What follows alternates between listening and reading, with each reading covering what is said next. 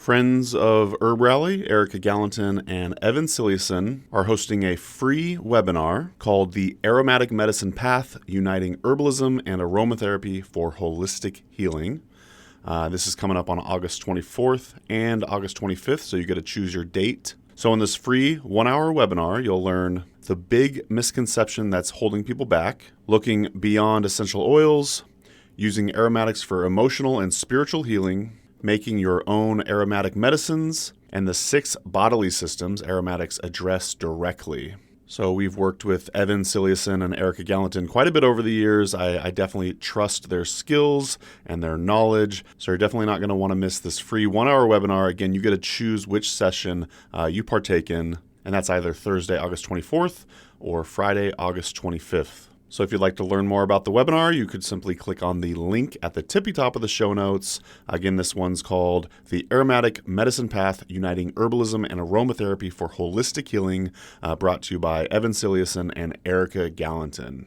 Today's episode is another Herbalist Hour edition, and this time I'm joined by my good friend, Yaakov Levine. When me and Amanda were in Eugene visiting, we actually got to hang out with Yaakov twice.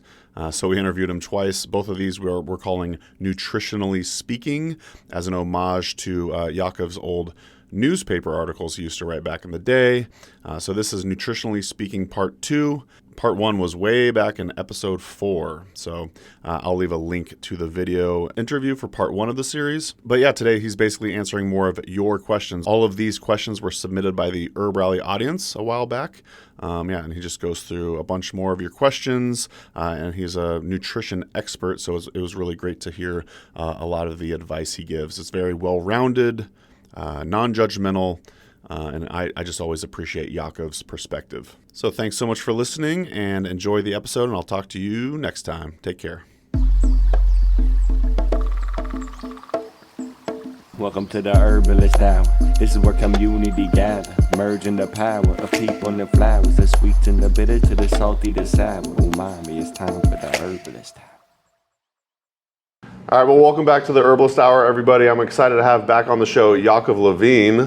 First time having a guest on twice now, so we really appreciate your time. The HerbRally audience asked a lot of these nutrition questions on a previous video of ours, and Yaakov was kind enough to come back on the show and go through a whole list more. So if you want to hear more about Yaakov's background and nutritional background, herbalist background, go ahead and listen to the last show. I'll leave a link to that in the show notes, of course. But today we're here at Natural Grocers again, who's Yaakov's employer, where he's a nutrition expert. But I would like to kind of highlight Natural Grocers a little more and kind of chat about where we're at. Yeah, I'm in my 8th year as a nutritional health coach at Natural Grocers in the Eugene store, and each of our stores has a health coach on staff full-time to do outreach in the community, which is this adventure counts as, and I do recipe demonstrations here in my teaching kitchen behind us, and lectures here and out in the community as well. Our health coaches also offer free one-on-one health coaching and free personal shopping experiences. You can schedule a half-hour shopping with the health coach and go to naturalgrocers.com/Eugene to schedule that.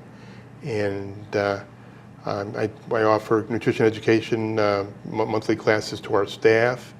And probably what I'm most excited about as a health coach for Natural Grocers is the amount of continuing education I have on the clock with Natural Grocers. I have approximately about 160 hours a year of continuing ed, and it's all science-based. Everything is based on studies, and so everything I should be sharing here is reflective of that. And I'm grateful to have the opportunity to continue learning and to continue teaching.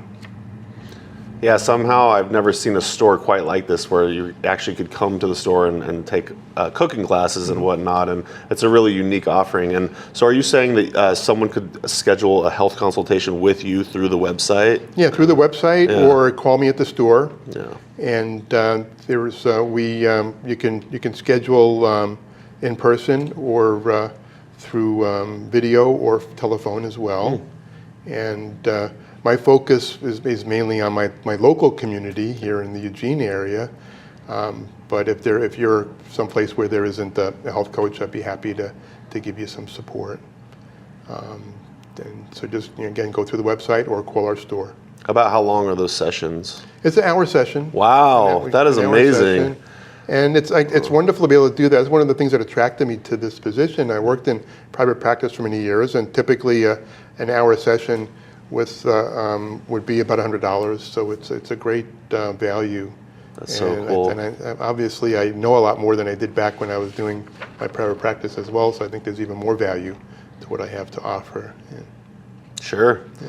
Well, shout out to Natural Grocers for hosting such a cool service. And I think we know someone who might want to take advantage of that, right, Amanda? Great. Awesome. Well, cool. You want to jump into these questions? Sure, let's do it. Sweet. All right. So, again, these were all submitted by the HerbRally audience. So thank you for the great questions. And Jacqueline Bersano says, how often should you take bitters? Well, bitters is one of my favorite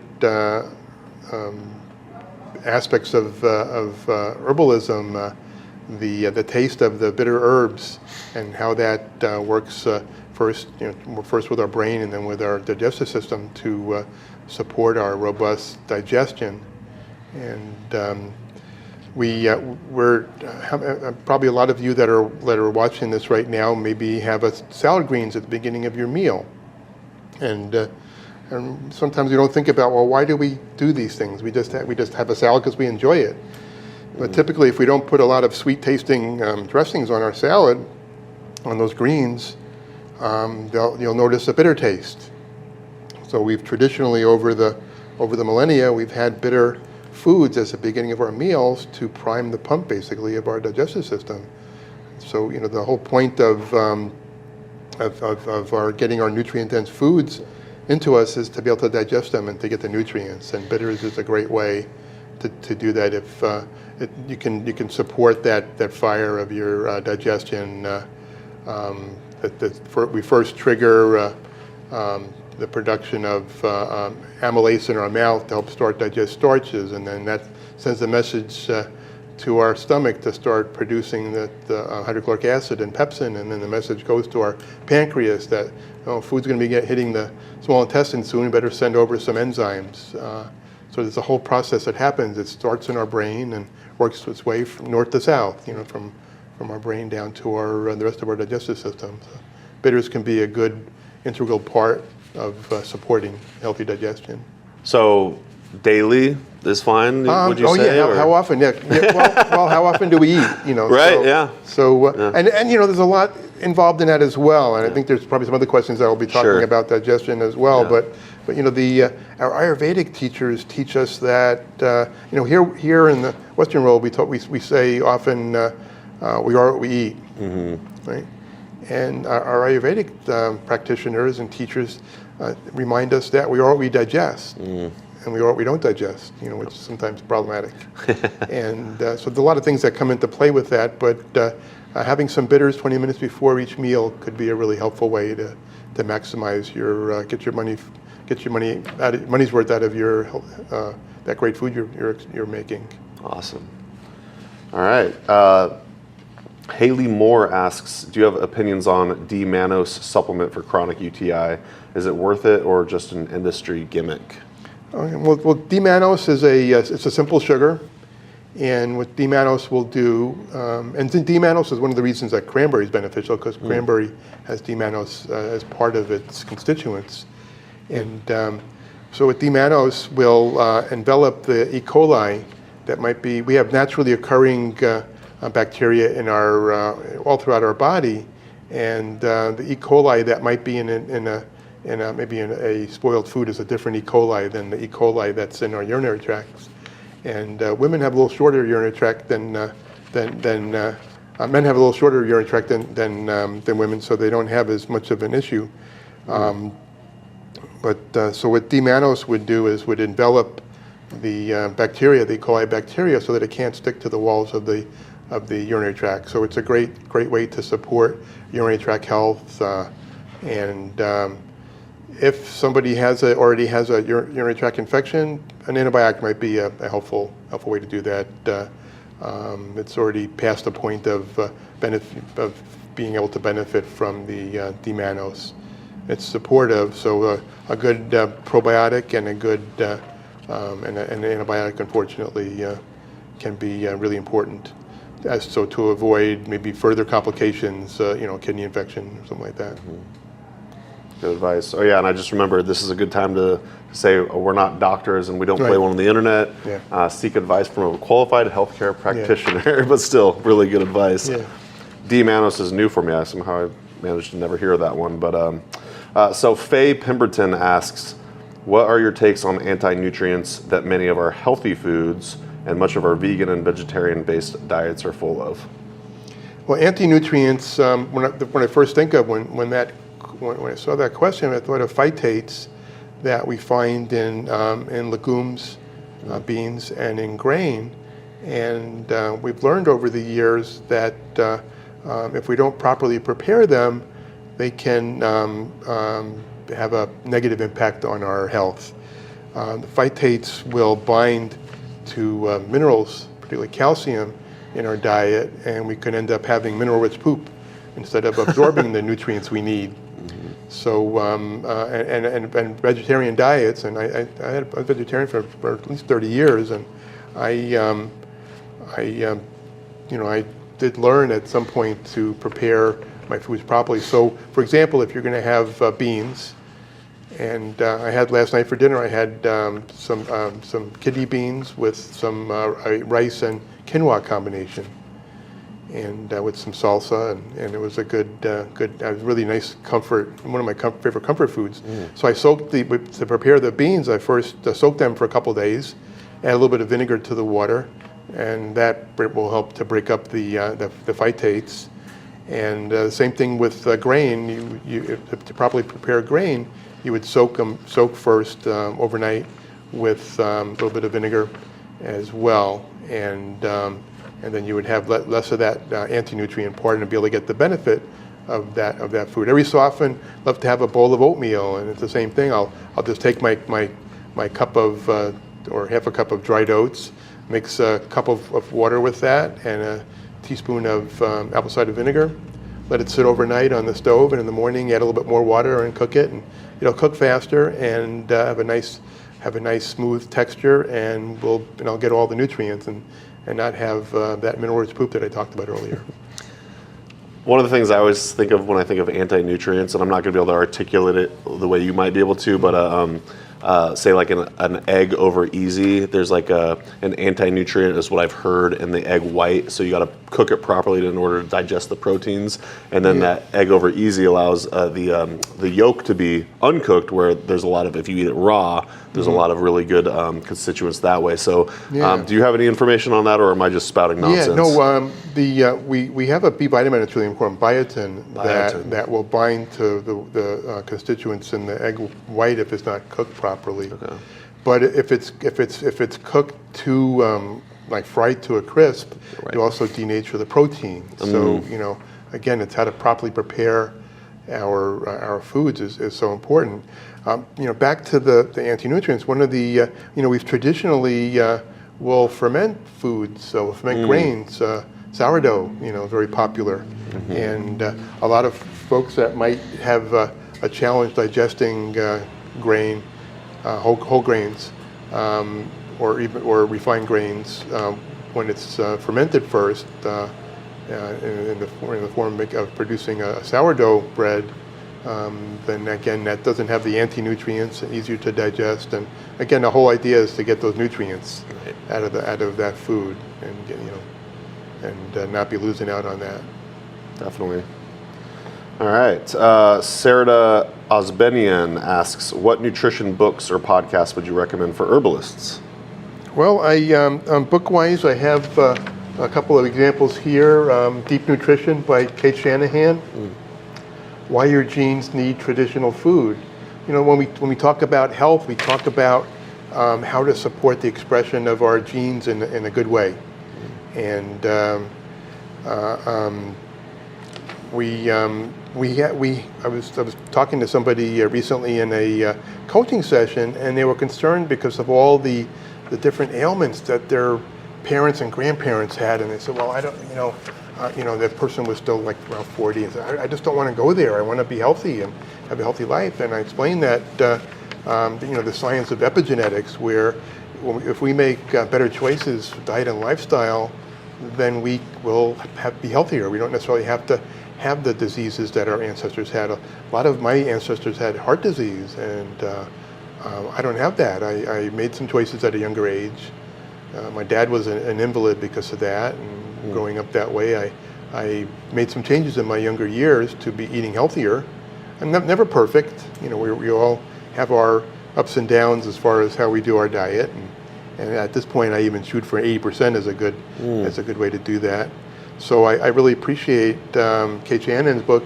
After many years of practice as a physician, and she was the nutritionist for the Lakers. That's at a certain point. Oh, I didn't know that. LA Lakers, but so from her experience working with many patients, she wrote this book as a guide to how we can use nutrient-dense diet to support healthy gene expression. Another educator that I like on podcasts, and I use his work a lot for some of my continuing education that I get, is Chris Kresser, and he's has a functional medicine institute. And he's a great teacher and just very wise and very balanced, and always offers on his podcast he interviews folks that really know what they're talking about, and it's all again science-based. Recently listened to a podcast he had a couple of experts on regenerative agriculture, which I'm very excited about, and how we can support the health of our bodies with healthy food, and also the health of the environment by growing our food properly. I've heard really good things about Chris Kresser. So those are a couple of my suggestions that I would for as educators. Nice.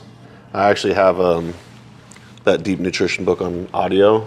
I haven't started it yet, so some of those books, I like audio somewhat, but those kind of manuals, I want to be able to go through the pages. Totally. Just got to go through the pages. Same thing with Cheryl Tiller's book. Good point. Herbal Nutrition. I have those on audio, and I have them on my. I don't even enjoy those kind of books on my Kindle even. Right. Like to have the actual book. Very old true. School. Yep. So Rihanna Osborne asks, I read in my herbal studies that the ancestral diet is the most ideal diet for humans, and that grains and sugars are to be avoided. How accurate is this information? Well, we and that's and Kate talks about that in her book as well, about how what we used to eat before we had agriculture, when we were hunter-gatherers. One of the aspects that I see problematic with the with all of the grain and I guess agricultural products is that we have the opportunity to be constantly feeding ourselves, just eating all day, and we're not really designed to do that. And we're designed to be not having treats often, sweets. The amount of sweets some of us might have in a week might be like a couple of years worth that our ancestors had, and I don't think we've genetically changed so much. So when we talk about genetic expression, back to that, a lot of the itises and a lot of the chronic diseases we have are from having that abundance of processed foods that we have available. It's and I work in a store, so we support that here, but we also support regenerative agriculture and pasture-raised dairy and things in a good way. We probably couldn't have a grocery store without a cereal aisle.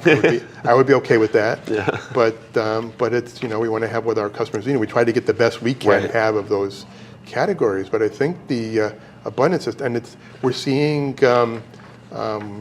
impacts on our mitochondria, not having much energy as we should have. One of the things that I try to do is to have a shorter eating window. To only be eating between 12 or 1 till about 6 or 7 in the evening, and to have that other time from 6 at night until till noon the next day, to have that time as a non-eating window. So I'm having time that my body's able to do all the repair and all the other processes that happen when I'm not using so much energy for digestion. And I feel a lot better when I do that as well, with less cravings. And again, we're designed to have that that kind of a diet, and more traditional foods, fermented foods, and healthier quality meats, organ meats, a lot of the nutrients. Regularly, I have women coming in with anemia issues, and a lot of that is due to lack of nutrients and too much anti-nutrients and too much of the processed foods. So, great answer. Debbie Dickey asks, how much has the nutrition in our food changed since commercial farms started producing most of our food? Yeah, that's a good piggyback to the last question. The factory farms that we have are producing unhealthy food for us. The monocrops that we only will use in the same field year after year, over-tilling, we're losing all of our topsoil. And if I just look at dairy and just look at Oregon and probably a lot of Wisconsin, where you all live part of the year, it's factory farm dairy.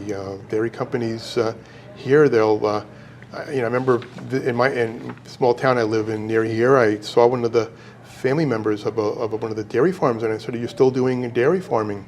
And so, yeah, we have 300 cows that we're milking. I said, "Where are they?" "Oh, they're in the barn."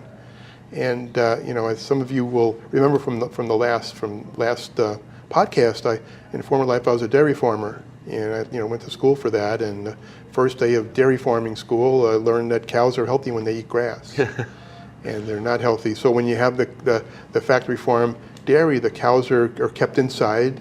They don't get to eat grass. Maybe they'll get some hay, and they end up having more diseases and they're given more antibiotics, more chances of there being antibiotic residues in the dairy products that come from them, and they don't live as long, and they do suffer. They're not happy if they're inside.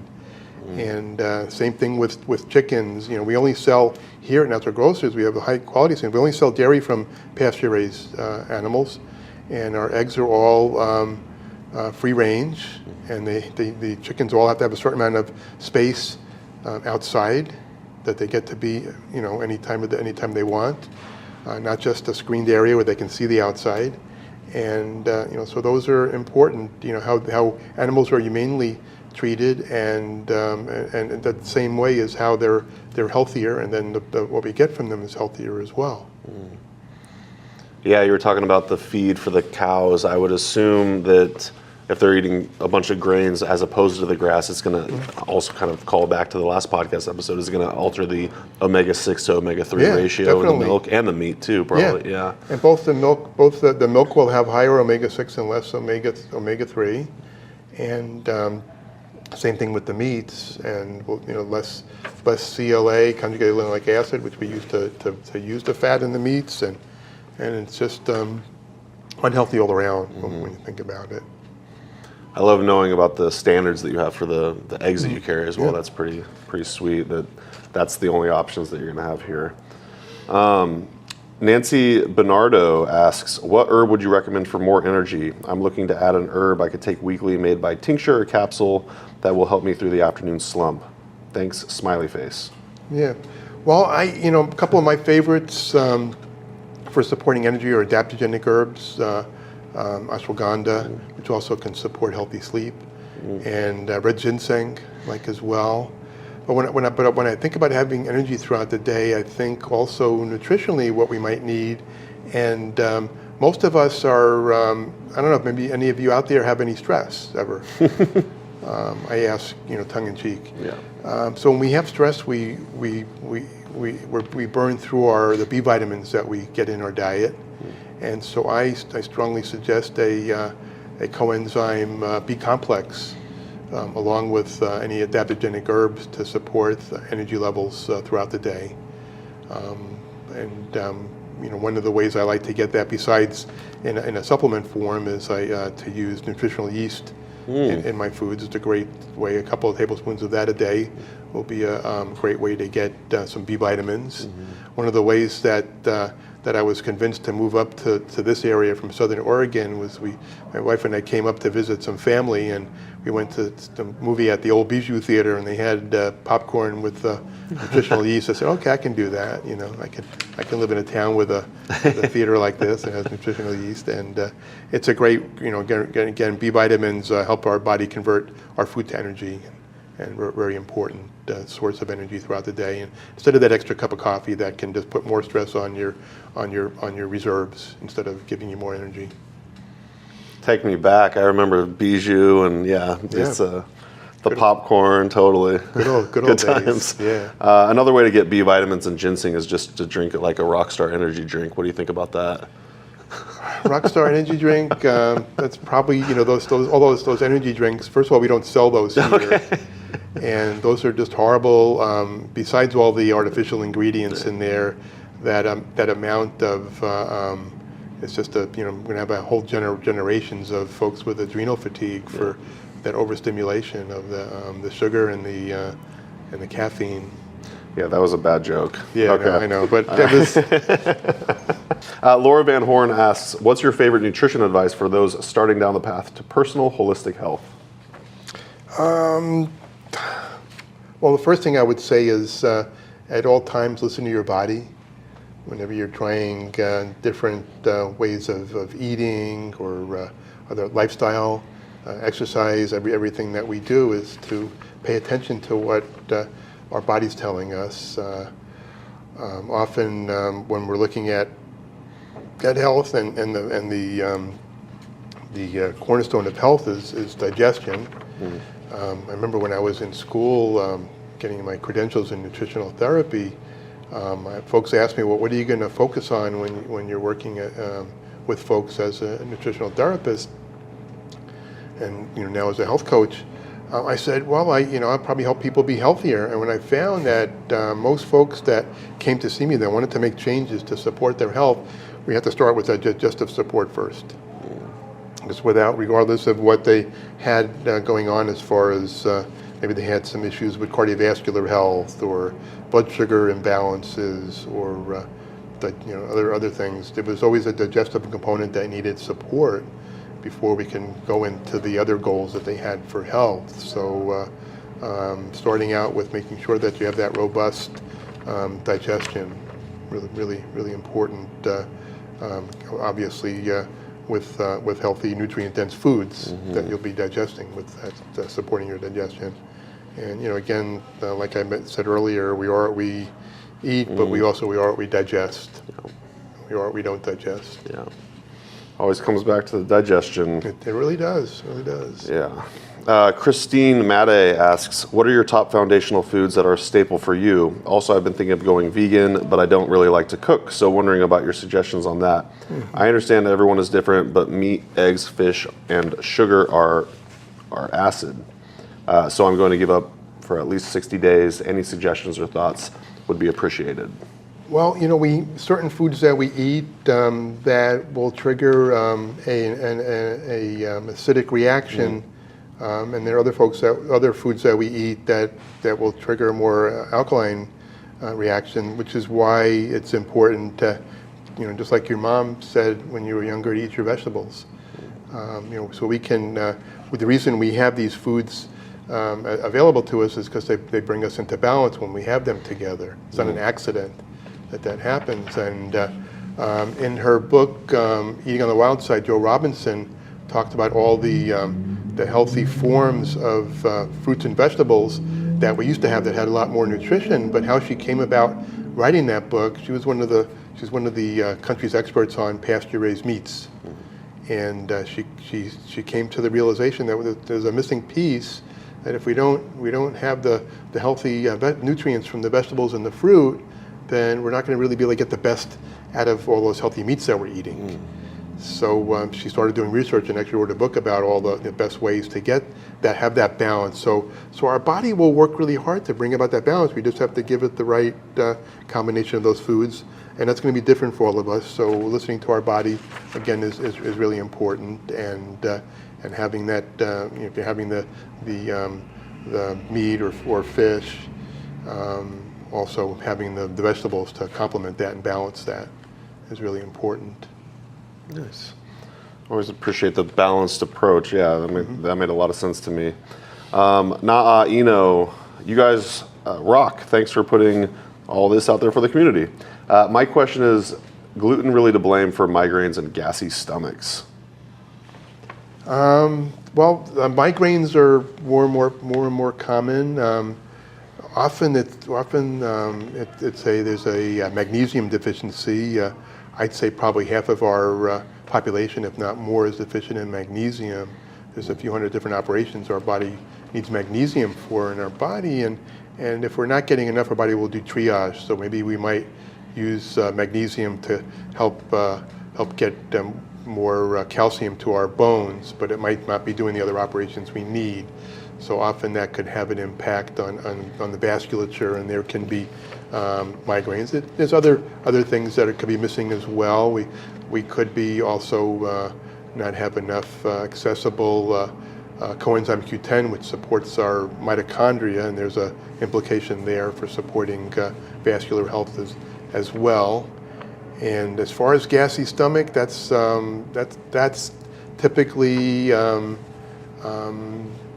that kind of triggers me into my lecture about multitasking and not eating properly. When a lot of folks that are listening to this, watching this, probably maybe while you're doing this, maybe you're having a meal, and maybe you're doing a couple other things at the same time, because we want to be productive and get things done. And so when we are doing that multitasking while we're having our meal, we will potentially shift from our rest and digest mode or parasympathetic mode into our fight or flight mode or sympathetic mode. And when we're in fight or flight, we're focusing on keeping ourselves safe and alive, not focusing on digesting our foods. So if we're not doing that, then we're not going to be producing the enzymes we need, and that's where we could end up having that gassiness. There's a lot of other things that can be at play as well. Sometimes if we have some folks, and I guess we're all different as well, some folks will combine their meats and their proteins and their grain and fruits together, and which all digest at different paces. And sometimes we can have some gassiness from that as well when that fruit that wants to go through our digestive system faster, it's kind of held up with the protein and the fat and the other carbs, and then we can end up having some gassiness that way as well, and bloating. But a lot of it is, I see more and more that multitasking and not digesting, and some of the same folks will come in down the road and say that they're also having some heartburn and acid reflux, and when our that whole mixture that we've chewed really well gets mixed up in our stomach, and think of your stomach as a blender, and then it has to move from our stomach to our small intestine. And if that food isn't acidic enough, because there hasn't been enough stomach acid, because we're in fight or flight mode, then it's just going to sit there. The valve isn't going to open to go into the small intestine, and then we eat on top of that, and on top of that, and then we eventually lie down, and the valve to our esophagus gets weak, and we get some of that acidic contents in our esophagus, and we have heartburn.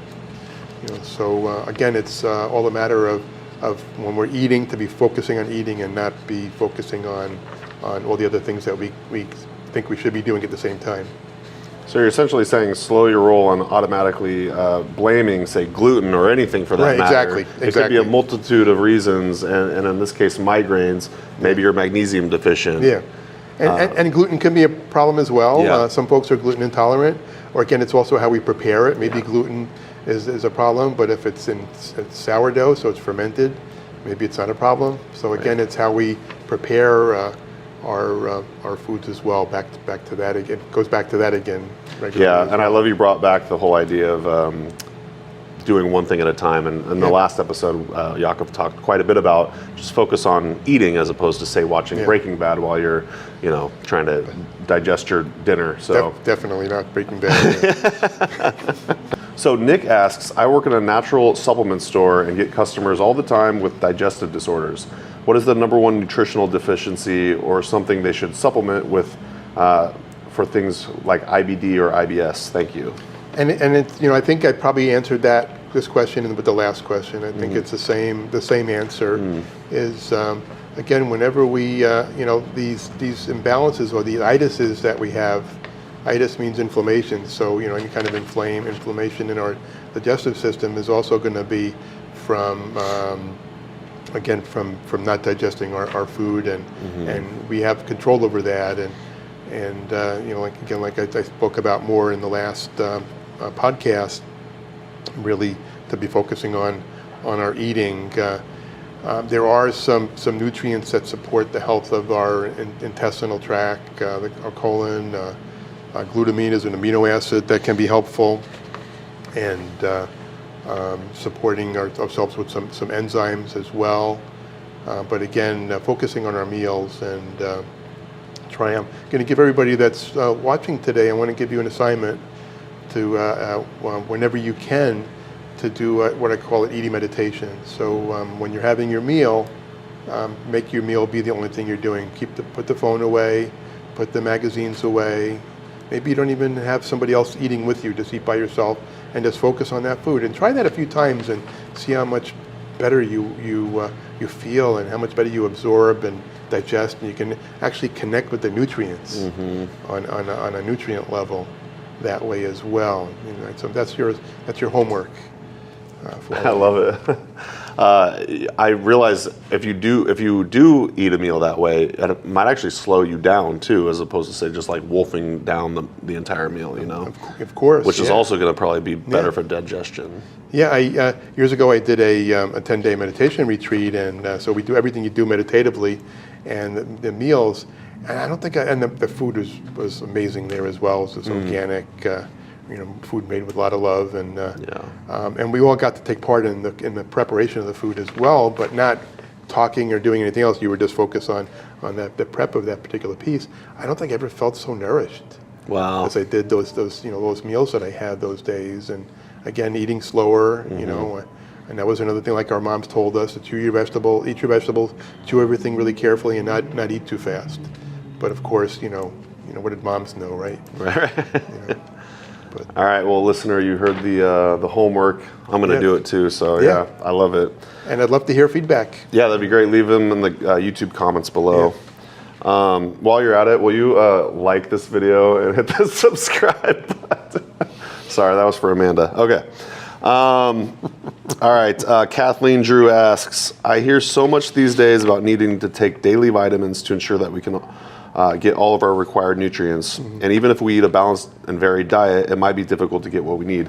I'd like to know what your thoughts are on that. Yeah, as I mentioned earlier, learned in Joel Robinson's book, Eating on the Wild Side, our produce isn't as nutritious as it used to be. So, the whole recommendation, apple a day keeps the doctor away, maybe 2 apples a day would be closer. And unfortunately, the foods we have now, if we're getting organic, we're getting more nutrients. There's been plenty of studies to show more nutrient density in organically grown, and biodynamically even better.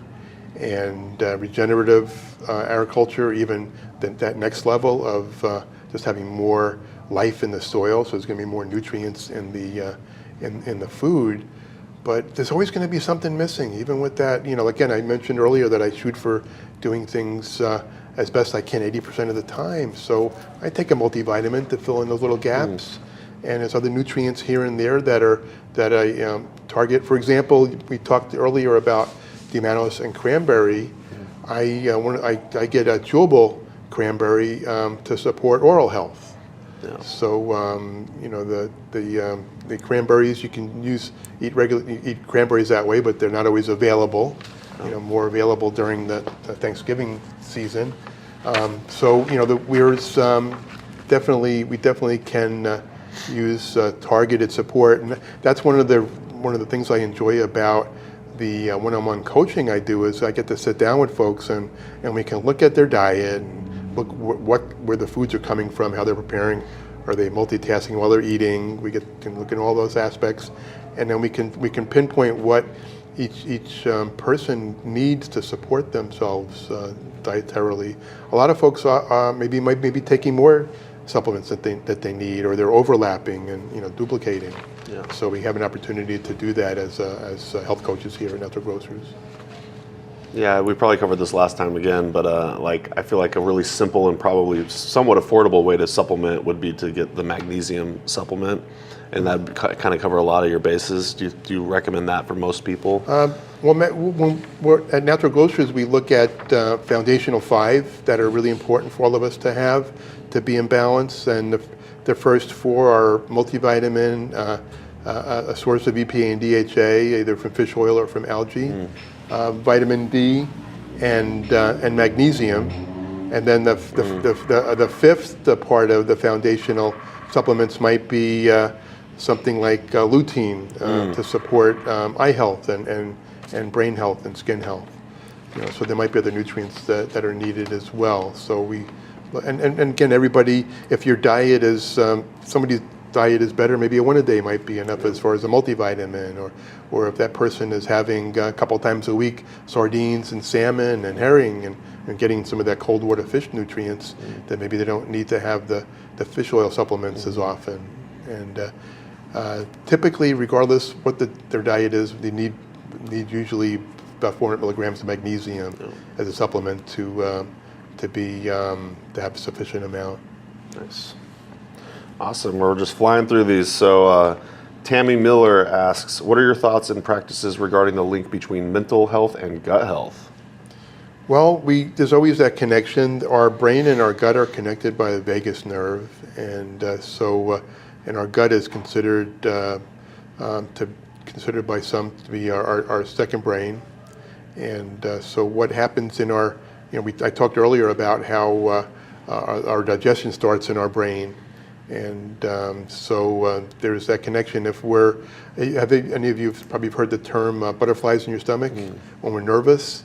So that starts in our brain. We have something that we have concern over, we're nervous, or doing a new thing, or speaking in front of a big group. In my case, sometimes there is that connection. I'll feel something I'm thinking I'm going to feel in my gut. And we have found that when we have healthier gut flora, healthy microbiome, that supports healthier mood. We produce the neurotransmitters that we need in our gut for our healthy mood. We produce 70-80% of our immune system emanates from our gut, so that's going to impact our mood as well.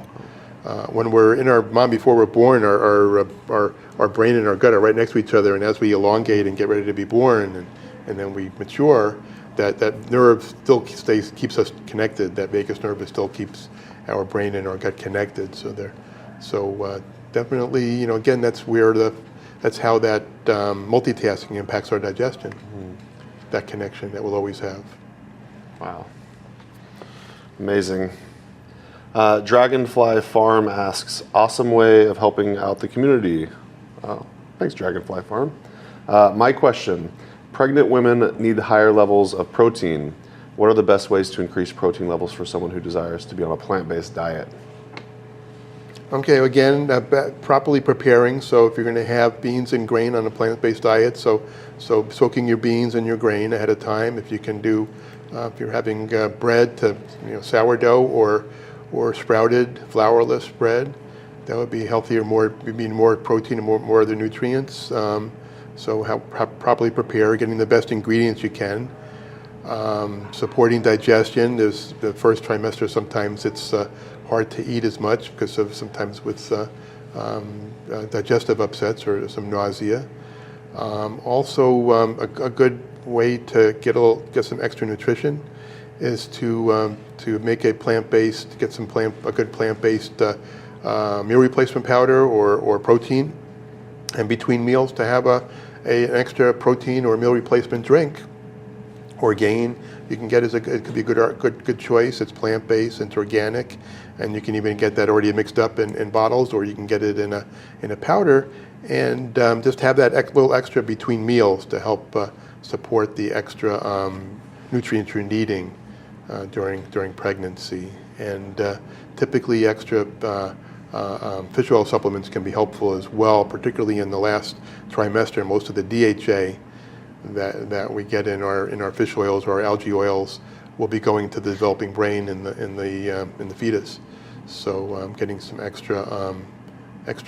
You're eating sardines more often. I know that's not a very popular food for folks, but it's so nutrient dense with those healthy fats. But salmon and herring and mackerel, those are all good choices. Anchovies, all good choices as well. Awesome. So Jesse Jens asks, "This is fun. Thank you for the community that you've grown and continually expanded with your tending." Thanks, Jesse. I'd like to hear about cooked foods versus raw foods and what an optimal balance might be per season, body type, or other factors. Yeah, I get that question a lot, and with healthy digestion, we have the tools, our inner tools, to be able to break down and digest cooked foods and raw foods. A lot of folks that come to see me, though, are having digestive challenges, and often as part of the healing process, we might limit their vegetables to being cooked vegetables, so that that takes a little bit of the stress off of their digestive system, and to support healing, and also a way to get more of the benefits. And so it really depends on where that person is and how their health and how much digestive fire they have. I love having a salad before meals, but not everybody can digest the greens easily, and so they're not really going to be getting the benefit from that. They might enjoy it, but not get the benefit. So we want to find that balance of enjoying our foods, but also getting getting those nutrients that we need. Yeah. So it all depends on the person. There's a concept that I learned first day of nutritional therapy school was biochemical individuality. We're all different. We all have different needs, and that changes depending on where we're at in our lives as well. So it really depends on the person, and just to try to look, like I said earlier, listening to your body, and how are you feeling? And this is maybe a little bit indelicate. Look at your poop. Are you seeing vegetables? Pieces of greens in your poop.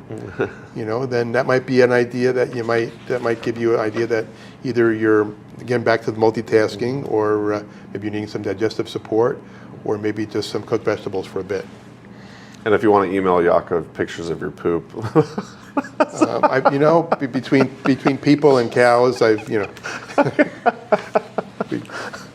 Never mind. You can take that part out. Well, I have one of the classes that I teach for natural grocers is Digestion 101. And I think it's about slide number 30 is a slide of how poop looks. Yeah. And from the different forms of it, and the one in the middle usually is number 3, and it's usually like a nice smooth and together piece, and so I presented this class a couple of years ago at a retirement community here in town, the Eugene Hotel, and I heard afterwards everybody was walking around, all these elders in this retirement community were asking which number was your poop. So it's kind of an indelicate thing, but it's it's just another way that we can connect with other folks when we think about that. And but we want to be aware of what we're digesting and not digesting, and that's one way we can do that. I feel like the herbalist community is pretty pro talking about poop, so it's good. And I've been to herb conferences before where the whole class was essentially about that. So. And as a dairy farmer, I would watch my cows, and I'd see what what did their poop look like, to know if they're how they're doing. Besides the milk, and other behaviors. Sure. Yeah, that's a good indicator. So Yamamama asks, with all of the fad diets out there, keto, ancestral eating, vegan, etc., how do you navigate them and know what is best for you? Well, again, how you feel, see how you're feeling. and we're all different. I've probably tried every type of eating myself over the years, and at different times in my life, different types of diet work best for me. And right now, I eat I attempt to eat a low carb paleo diet with some sourdough here and there, but not having a lot of grain, and with that shorter diet eating window that I mentioned earlier. But everybody's different, and I don't know about fads necessarily. Ancestral diet is not necessarily that's our ancestral diet. Right. So we consider that how how our original way of eating, and I just think of our hunter-gatherer ancestors that ate what they could find, and again, they weren't constantly eating; they were only eating when they actually needed to eat. We have our traditional diets have also included a lot of healthy fats and didn't include a lot of carbohydrates. We didn't really have a lot of those available. They were something that we had rarely. Maybe for some kind of celebration, we'd have some kind of fruity kind of concoction. So I think that's really, there's a lot of history behind that, and going from our standard American diet or SAD diet to any of those diets sometimes is difficult because of the foods that we become used to, or the cravings we might have from all the extra processed carbs. So sometimes that the hardest part for folks to try one of these ways of eating would be the transitional time. So, for example, when I do when I counsel folks or teach classes about the ketogenic diet, I suggest folks to do a month of a lower carb paleo diet, so cutting out the grain and the beans and the sweets, and lowering their carbs, not as low as a ketogenic diet, and gradually increase the fats, and then going by how they feel after that month, you can transition to a ketogenic diet if you want, which is high fat, low to moderate protein, and very low carb diet. And there's different guides to do that. There's a couple of guides for women, which are sometimes women are more impacted hormonally, making that kind of dietary change. So it's a very individual thing. And so for any of you that are in the states west of the Mississippi, other than California, where there's a natural grocery store, reach out to the health coaches in the natural grocery store, and they can help guide you through that process. So you can do that in a graceful way to try to find what's best for you. And again, like I've said a number of times, listen to your body. Really, your body knows what's going on, and sometimes we want to ignore that, but it's a really good idea. Yeah, I love your philosophy on, I like to just 80%. Like, I like to have a diet where it's 80% good, and there's some leeway, aka less judgment on yourself. And also, I like that you keep emphasizing over and over again the individuality aspect to it. Just a quick story: in my late teens, early 20s, like you, I experimented with a lot of diets. I went from standard American diet to vegetarian to vegan to raw vegan to fasting all the time. And looking back, I view that behavior as pretty extreme, and I was pretty obsessive over it, and there was also a lot of judgment that came with that. Looking back at it now, though, I wouldn't necessarily take back those years or that experience that I had, because then I was able to learning opportunity. Yeah. Very good learning opportunity. Also, I was able to, I don't know if I want to use the word detox or something like that, but I will say I went from standard American diet to like these other extremes, and I was able to experiment with a lot. So I would say, sure, experiment, but like to emphasize what Yaakov is saying, listen to your body, and most importantly, don't judge yourself, and especially don't judge other people for their dietary decisions. No, we all, we want to support each other and what the choices we're making, and it's a great way to have similar paths, and just great way to learn, because that listen to the body part is not an easy thing. We have a lot of distractions, a lot of filters, and so the more things we experiment with and try, the more chances we we get to see how our body will react. So I'm going to have a birthday next month. I'm going to eat a piece of carrot cake. You know? It's not something I regularly eat, but I'm going to, you know, and sometimes I say I'm going to do that and I don't, but I really think I will this Okay. year. Well, there's some beta carotene in there probably. Yeah. Well, you know, I have for many years wrote a newspaper column, and I did write a column on the health benefits of carrot cake. Because you know, my birthday was coming up, and I was going to have carrot, or it might have been my wife's birthday coming up in December, and so a lot of my enjoyment in researching nutrition is to justify the things I enjoy. So I've done a lot of research on chocolate and coffee. Yeah, sure. But you know, there's a lot of healthy nutrients in carrot. There's carrots. There's eggs. Yeah. There's some protein in the cream cheese and the frosting. I know this sugar. I know that. But you know, we can certainly do healthier versions. Yeah. Of course. And we're gifted to have some really good bakeries around here in the Eugene area. So. One time before I turned 21, I got my older brother to buy me a bottle of wine, and I said, no, there's antioxidants in it. And he thought that was pretty funny because that clearly wasn't the reason we were getting the wine. Well, I used to justify enjoying some wine to get resveratrol, which is a nutrient that we find in wine and in grapes that helps to support the health of our cardiovascular system, and just it's a very, very protective free radical scavenger nutrient.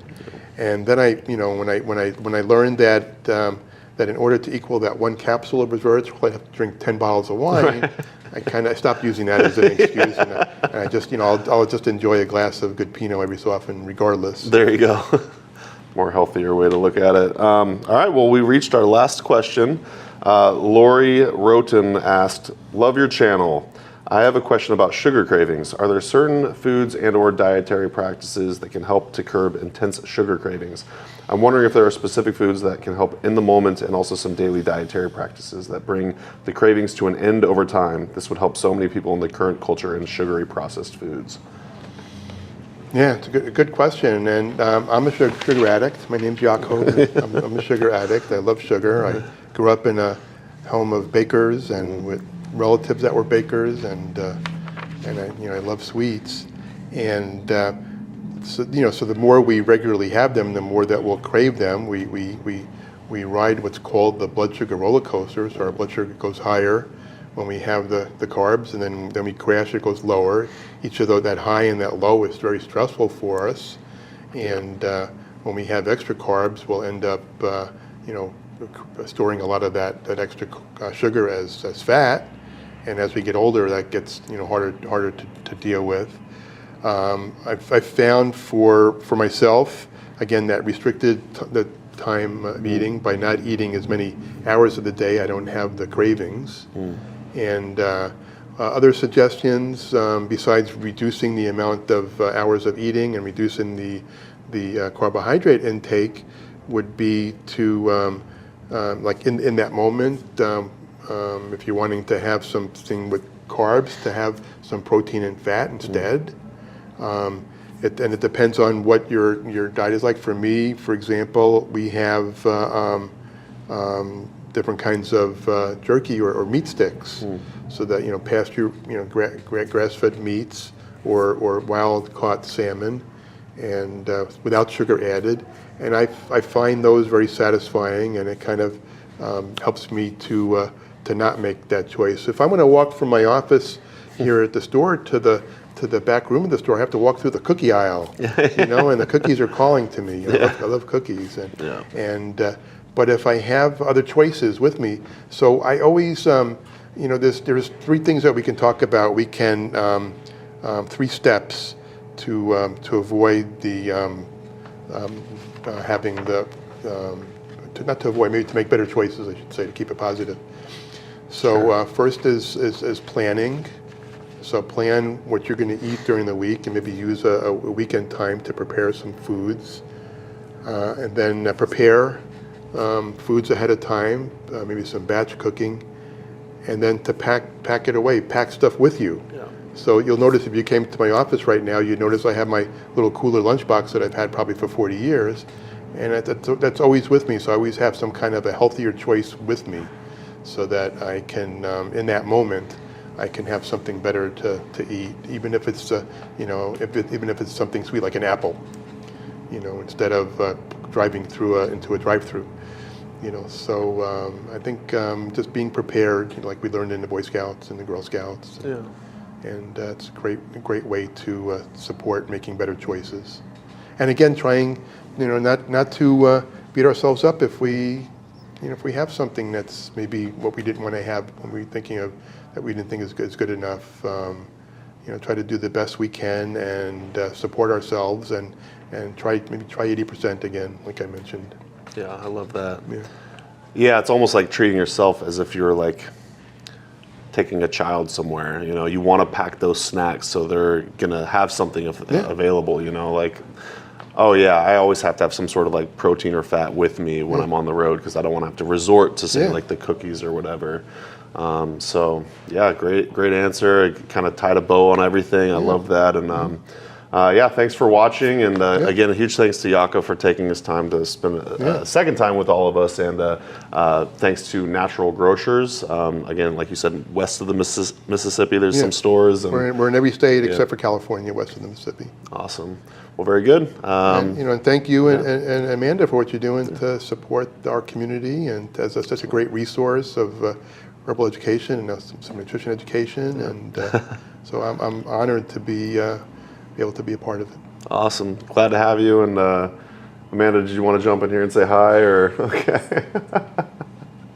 Awesome. Well, thanks. We'll see you in the next episode. All right. Take care, everybody. And that's going to do it for today's episode. Thanks so much for listening to the HerbRally podcast. If you'd like to hear more from us here at HerbRally, we now have a text message community, believe it or not. Basically, it's just updates from us. We send about 1 to 7 texts per week, notifying you about new events, videos, courses, podcasts. You get the idea. It's pretty much like our email newsletter, just in text form. So if you'd like to receive text messages from HerbRally, just text JOIN, that's JOIN, to the number 541-256-2895. Again, that's JOIN to number 541-256-2895. And to stop receiving texts, that's easy too. Just text STOP to the same number. It'll opt you out immediately. Okay, thanks again for listening. Have a great rest of your day.